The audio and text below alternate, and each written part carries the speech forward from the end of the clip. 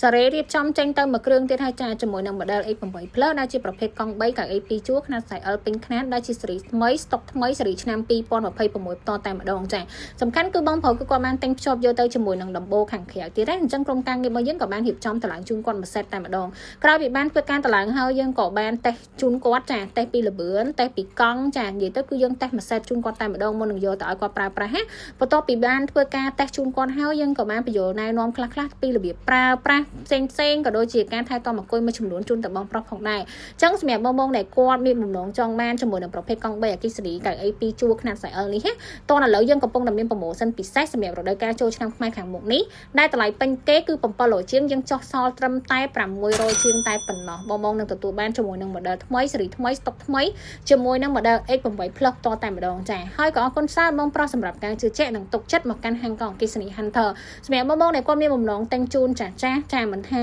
ឪពុកម្ដាយចាស់ឬក៏បងដែលគាត់ទិញសម្រាប់ជូនកូនទៅរៀនអីអាចមើលបានជាមួយនឹង model នេះទាំងពីរសាខាបន្តតែម្ដងចាដែលសាខាទី1នៅតាមបណ្ដោយផ្លូវ2.1ឆ្ពោះទៅកាន់ផ្លូវរស៊ីទល់មុខ AMK និងសាខាទី2ចិត្តបរិយាពិភពថ្មីជួបបាន2ព័ត៌មានបន្ថែមមកឆាត់ជុំពេកឬកលិកទូរស័ព្ទដែលមានផ្ទាល់ក្នុងវីដេអូអរគុណច្រើនបងហេង